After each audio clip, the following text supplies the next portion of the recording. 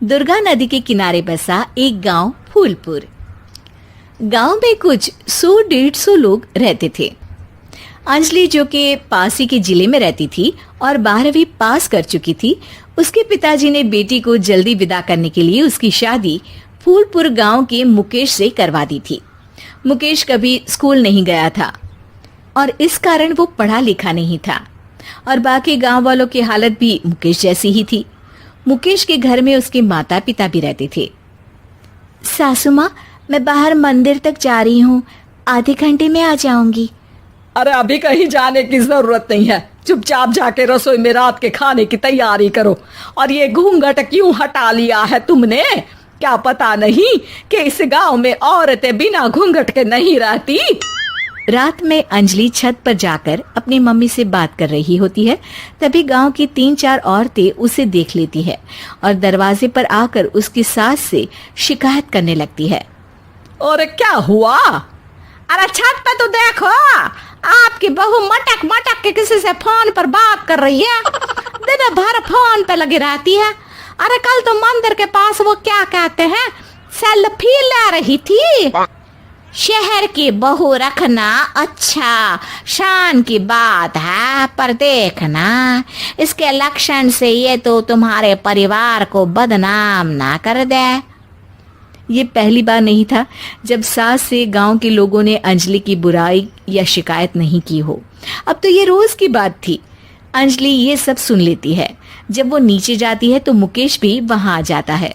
सास कहती है, बेटा, लोग घर आकर शिकायत करने लगे हैं बहू के कामों की। देख लो, पति हो, संयम से रखो इसे। माँ जी, मैं तो अपनी माँ से बात कर रही थी, क्योंकि यहाँ कोई बात करने लायक ही नहीं है और अब मैं माँ के पास ही रहूंगी। वहाँ क्या रहना, वहाँ बाहर के लोग तो ठीक है, पर घर के लोग भी इज्जत ना दे सके। अरे नहीं नहीं अंजलि, ऐसा नहीं है, धीरे धीरे सब ठीक हो जाएगा, तुम फिक्र ना करो। अरे बस कुछ बोलना ही नहीं है, सर पे चढ़ा रखा है बहू को। सास मुकेश की नरम बात सुन के वहां से मुंह चढ़ाकर चली जाती है। मैं तो कहती हूँ हम दोनों शहर चले जाते हैं। मैं पढ़ी लिखी हूँ, मुझे वहाँ नौकरी भी मिल जाएगी और थोड़े दिनों में आप भी वहाँ कुछ काम ढूंढ लेना। अरे नहीं नहीं अंजलि, हम यहाँ ना गांव का खेत, माँ पिताजी को छोड़कर शहर नहीं जा सकते।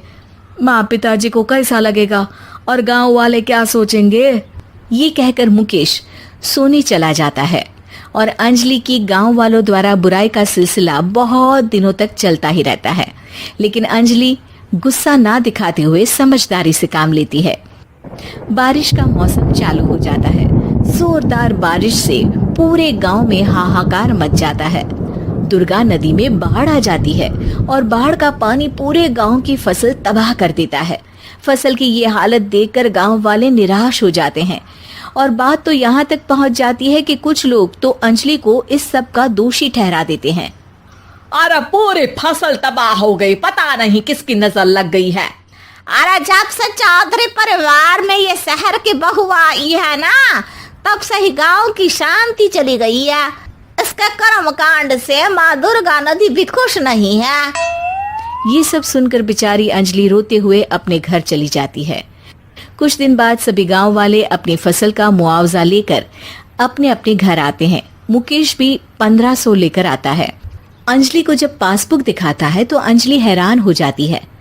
अरे, ये पासबुक में तो उन्होंने 4000 की एंट्री करी है और आपको सिर्फ 1500 दिए। सच में? अरे, वो सरकारी अफसर आपको बेवकूफ बना रहे हैं। सरकार की तरफ से हमें 4000 मिले हैं, लेकिन बाकी का सारा पैसा खुद ही खा रहे हैं। आप लोग के अनपढ़ होने का फायदा उठा रहे हैं। ये सब सुनकर मुकेश परेशान हो जाता है, लेकिन अंजलि उसे हिम्मत से काम लेने को कहती है और सुबह होते ही मुकेश को पंचायत कार्यालय ले जाती है और साथ में गांव के और लोगों को भी। आप सरकारी बाबू क्या गांव के लोगों को बेवकूफ समझते हैं? आपको क्या लगता है ये पढ़े लिखे नहीं है तो आप कुछ भी मनमानी करेंगे? ये बेचारे दिन रात इतनी मेहनत करते हैं, ये हमारे अन्नदाता हैं और आप इनके साथ ऐसा धोखा करते हैं। अरे क्या बके जा रही है ये लड़की, किस धोखे की बात कर रही है? अपने कांड करके नदी माँ को नाराज करके हमारा नुकसान करके इसे चैन नहीं मिला क्या?